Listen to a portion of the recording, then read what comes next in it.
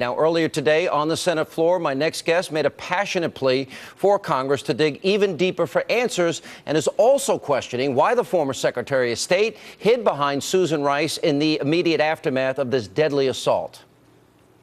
She couldn't be on TV to talk about what happened in the State Department because she was distraught? I don't buy that. Does anybody believe that about Secretary Clinton? And if it's true, it's something the American people need to consider. I don't believe it's true. I don't believe she was incapable of going on television, as Susan Rice says. I believe they picked the person very loyal to the president who would say whatever that needed to be said. And what she said was so far away from the truth, it needs to be investigated.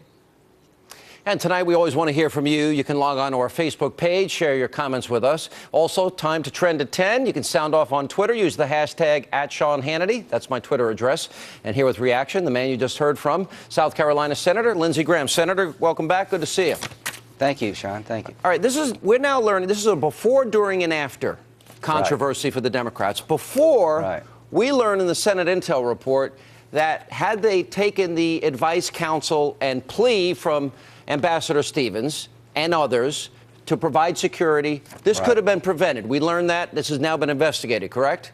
Right. On 16 August, Ambassador Stevens sent a cable to Washington requesting additional security because the al-Qaeda flag was flying all over Benghazi. There were 10 al-Qaeda training camps. They couldn't protect the consulate from an attack. On June 10th, the consulate had been attacked.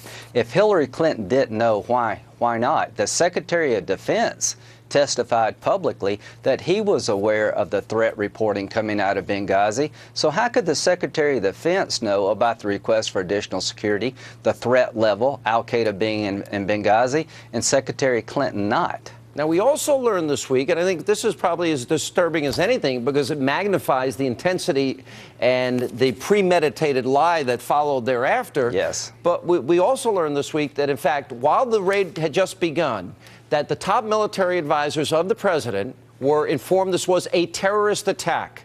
And they knew that going into a meeting that day with the president when they informed him. Is that all true? Absolutely. General Ham happened to be in Washington. He got a report in real time.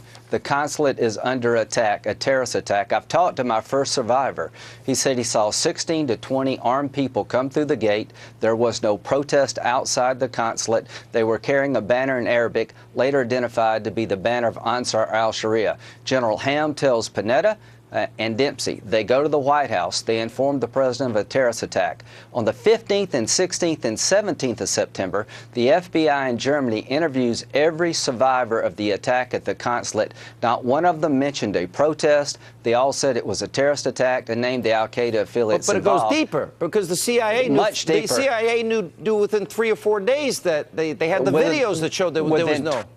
Within 24 hours, it was reported as a terrorist attack. And here's my question. How could the President of the United States 2 weeks later say it was a protest caused by video? And where was the intelligence community? Do you remember when Greg Hicks said he almost threw up, his heart was broken, he was stunned when Susan Rice said there's no evidence of a terrorist attack, this was a protest caused by video? Why didn't somebody at the CIA who knew better pick up the phone and call the White House and tell the president, quit lying about Benghazi? All right. There's so much to be unearthed yet. All right, so they knew within 24 hours there was no protest going on, but then Susan Rice did the 5 Sunday shows, and a week after, the president goes before the United Nations. Now, then we've got the cover-up, before, during, now after. Right. And after, this narrative emerges that directly contradicted the original written narrative, right? They knew it wasn't a terrorist. They knew it was a terrorist attack, but they purposely lied to us. Is that not proven now? Absolutely. No one in Benghazi ever reported a protest. There was no protest.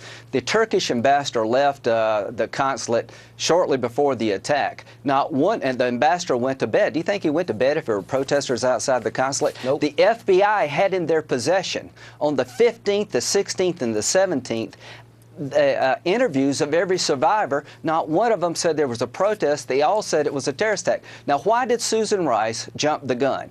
Why did she tell the American people this was a protest caused by video? Right. Because if the truth had come out 7 weeks before an election about an al-Qaeda attack, would have been devastating.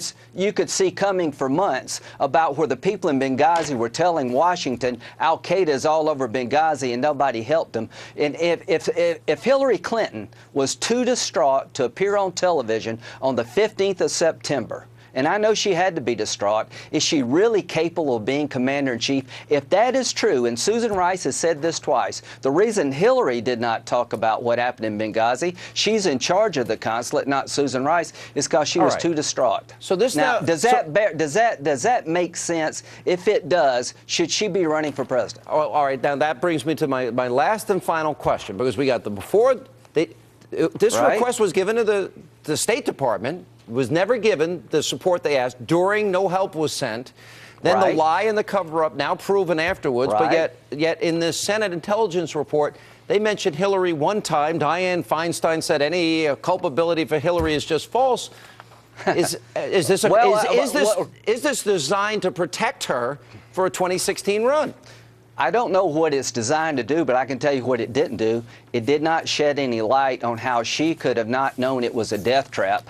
How could she not know what was going on in her own consulate? And let me tell you this, it didn't say one word about the President of the United States. If, in fact, the Secretary of Defense told the White House in real time this was a terrorist attack, and if every survivor told the FBI it was a terrorist attack, how could our President for 2 weeks tell the world it was a protest caused by video 7 weeks before the election? We're just starting on Benghazi. Are we ever going to hear from the people that were there? Are we ever What going to hear about from Susan Rice? What about Susan Rice? No, Are but we I going want to hear from the people on the ground that were there, that were eyewitnesses. Why can't we hear from them? They won't give us the witnesses. I finally got one witness almost 2 years after the attack. And I tell you, my friend, the story of Benghazi is penetrating. Chris Christie is taking accountability for what went wrong on his watch, and he fired people. Name one person who's been fired for Benghazi. Name one person been held accountable for 4 deaths or lying to the American people about what happened to the 4 brave Americans. Unbelievable. All right, Senator, we're going to stay on it. Somebody has to investigate this. Me too. Got to get to the truth, or else you can't fix it. Appreciate it. Amen.